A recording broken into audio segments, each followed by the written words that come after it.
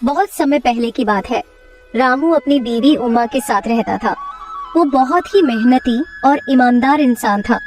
रामू दिन भर अपने खेतों में मेहनत से काम करता, लेकिन वहीं मंगलू दिन भर इधर उधर खेत में खाट पर सोता रहता। रामू की मेहनत की वजह से उसकी खेत में खूब अच्छी फसल होती थी, जिसके कारण गांव के सारे लोग रामू से जलते थे। मंगलू उसका पड़ोसी था। मंगलू और उसकी बीवी बहुत दुष्ट इंसान थे। वो दोनों रामू से बहुत जला किया करते। देखिए जी, इस रामू की फसल इस बार भी कितनी अच्छी हुई है। हमेशा इसके साथ ही अच्छा क्यों होता है? इस बार तो ये फसल बेचकर राजा ही हो जाएगा। अरे तुम परेशान मत हो, इसको हम राजा नहीं होने देंगे। मेरे जीते जी ये कभी राजा की जिंदगी नहीं जी सकता। रामू सुबह उठता है और खेत के लिए निकल जाता है और अपनी फसल को देखकर बहुत खुश होता है। अब जाकर रामू की मेहनत सफल हो चुकी थी। इस बार लग रहा है अच्छी खासी कमाई हो जाएगी। फिर रामू घर को निकल जाता है।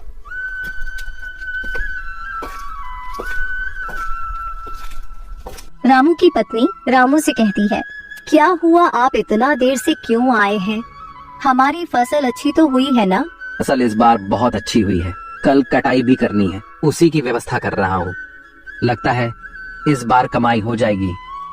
अच्छा जी, इस बार अगर अच्छी खासी कमाई हो गई तो हम कुछ पैसे अपनी बेटी मुस्कान के नाम से बैंक में जमा करवा देंगे, जिससे उसकी अच्छी खासी शादी हो जाएगी या उसकी पढ़ाई में मदद हो जाएगी। ठीक है ना जी? हाँ, तुम बिल्कुल सही बोल रही हो। उमा, खाना लाओ, बहुत जोर से भूख लगी है। जल्दी सोना है आज, क्योंकि कल सुबह 5 बजे खेत में जाना है। उमा खाना लगा देती है। ये अचार कहाँ से लाई हो तुम? क्या हुआ, अच्छे नहीं लग रहे हैं क्या? अरे नहीं, ये अचार तो बहुत स्वादिष्ट है। ऐसा मन कर रहा है कि खाता ही रहूं। तुमने बनाए हैं क्या? हाँ जी, मैंने अपने हाथों से बनाए हैं। आपको अच्छे लग रहे हैं तो और ले आओ क्या? और भी है। फिर खाना खाकर दोनों आराम से सो जाते हैं। जैसे ही सुबह के 5 बजते हैं तो उमा की नींद खुल जाती है और उमा देखती है कि मौसम बहुत खराब हो गया है। ऊपर वाले, अब तो हमारी सारी फसल खराब हो जाएगी। सुनिए जी, जल्दी से उठ जाइए जी, मौसम बहुत खराब है। हमें जल्द से जल्द अपनी फसल के लिए कुछ व्यवस्था करनी पड़ेगी। दोनों उठकर जैसे ही खेत को निकलते हैं, तब तक खूब जोरदार बारिश होने लगती है। ये सब देखकर रामू बहुत टेंशन में आ जाता है। सुनिए जी, टेंशन मत लीजिए, जो होना था वो तो हो गया। अब हम इसमें क्या क्या कर सकते हैं? जो होता है वो अच्छे के लिए ही होता है। इधर मंगलू बहुत खुश था। मौसम को देखकर मंगलू अपनी पत्नी से कहता है, देखो, मैंने बोला था ना कि वो अमीर नहीं हो पाएगा, और ऐसा ही हुआ। अच्छा जी, लेकिन हम लोगों की फसल भी तो बर्बाद हो गई ना। आप इतने खुश क्यों हो रहे हो? आपको तो दुखी होना चाहिए। हमने तो अपने खेत में उतना पैसा नहीं लगाया है और ना ही उतना मेहनत किए हैं, तो इसलिए मुझे तो बहुत खुशी हो रही है कि रामू की सारी फसल बर्बाद हो गई। मेरा तो जब भी इतना फायदा नहीं होता, कम से कम रामू हमसे ज्यादा अमीर तो नहीं बन सकता। उधर रामू को उसकी पत्नी सब्र दिलाती है। लगातार 4-5 दिन तक बारिश होती है। जब मौसम खुलता है तो रामू अपने खेत में जाकर देखता है तो उसकी सारी फसल खराब हो गई थी। रामू घर आकर सारी बात अपनी पत्नी को बताता है और टेंशन की वजह से बिस्तर पर लेट जाता है। आप टेंशन मत लीजिए, मेरे पास एक आइडिया है जिसकी वजह से इस साल हम अपना खर्चा चला सकते हैं और हमें खेती पर भी निर्भर नहीं रहना होगा। कौन सा आइडिया जो तुम्हारे पास है? मैं समझा नहीं, तुम क्या कहना चाह रही हो? मुझे तो खेती के अलावा कुछ काम भी नहीं आता। सुनिए जी, क्यों ना हम अचार बेचने का काम शुरू करें। मैं अचार बनाऊंगी और आप गली गली अचार बेचने का काम शुरू करें। क्या पता ऊपर वाले की कृपा से हमारा काम अच्छा खासा चलने लगेगा। तुम सही बोल रही हो, लेकिन पता नहीं कोई अचार खरीदेगा या नहीं। कहीं ऐसा ना हो हमारे पास जो कुछ बाकी के पैसे बचे हैं वो भी इन अचार में खराब न हो जाए। पहले ही ऐसा मत सोचिए। मुझे पूरा विश्वास है कि हमारे अचार गांव के लोगों को जरूर पसंद आएंगे। आप एक काम करिए, मैं कुछ अचार बना देती हूँ, आप उन्हें गांव में बेचकर देखिए। उमा कुछ अचार बनाकर रामू को एक टोकरी में रख कर दे देती है और रामू अचार गांव की ओर लेकर निकल जाता है।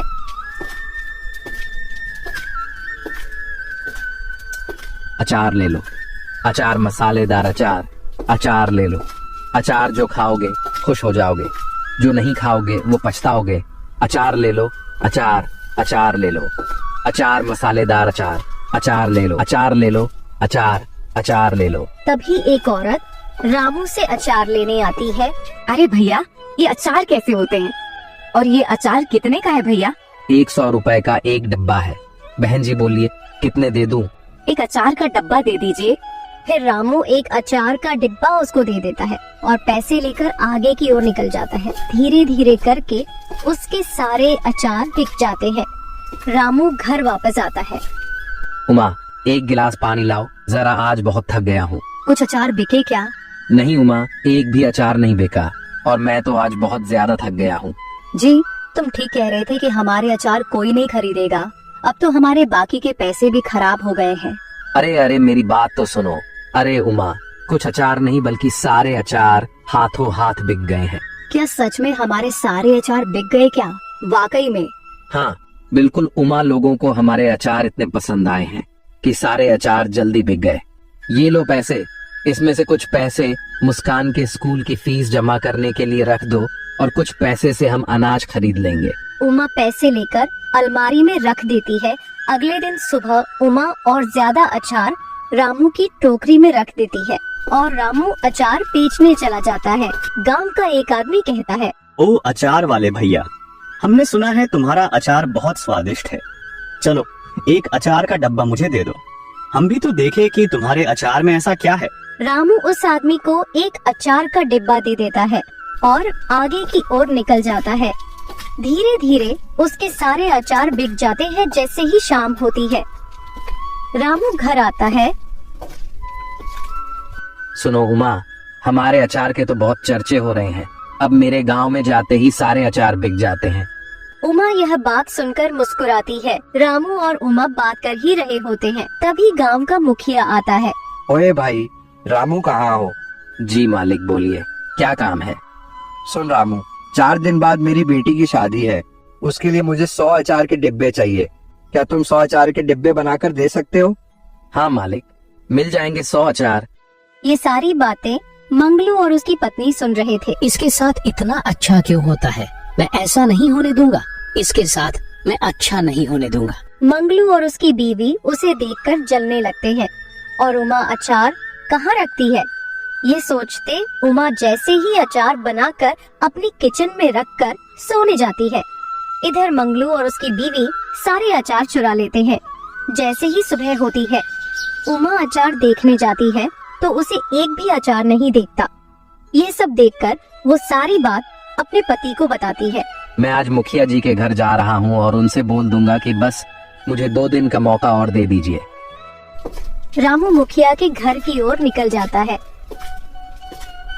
मुखिया जी, मेरे घर से किसी ने सारे अचार चुरा लिया है। आप मुझे बस 2 दिन का मौका दे दीजिए, मैं आपको अचार बनाकर दे दूंगा। ठीक है रामू, मैं तुमको 2 दिन का मौका दे रहा हूँ, लेकिन तुम मुझे अचार जरूर बनाकर दे देना। हाँ ठीक है मुखिया जी, आप चिंता मत करिए, मैं तुम्हारे अचार जल्द बना दूंगा। फिर जब रामू उधर से जैसे ही घर आता है तो रामू देखता है मंगलू का बेटा अचार खा रहा है और उसके हाथ में भी 2 अचार है। ये देखकर रामू कहता है, मंगलू के बच्चे तो अचार नहीं खाते हैं और ना ही कभी मंगलू ने अचार खरीदा, लेकिन ये बच्ची अचार कहाँ से लाई है? रामू उस बच्चे के पास जाता है। ये अचार तुम कहाँ से लाई हो? ये अचार तो मेरे पापा ने दिए हैं, मेरे घर में और भी ज्यादा अचार है। रामू ये सारी बात अपनी बीवी को बताता है। आपको मुखिया के घर जाना चाहिए। फिर रामू मुखिया के घर जाता है और सारी बात मुखिया को बता देता है। फिर मुखिया अपने नौकर के साथ आता है और मंगलू के घर में छानबीन करता है। जैसे ही मुखिया का नौकर और मुखिया मंगलू के घर में जाते हैं, उन्हें वो अचार मिल जाते हैं। ये क्या है मंगलू, क्यों चुराए? ये तुमने अचार। मुझे माफ कर दीजिए, मेरे अंदर ईर्ष्या आ गई थी, इसीलिए मैंने ऐसा किए हैं।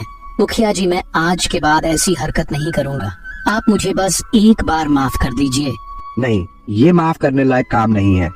अगर मैंने तुम्हें माफ कर दिया तो तुम फिर ऐसा काम करोगे। मारो इसको सब।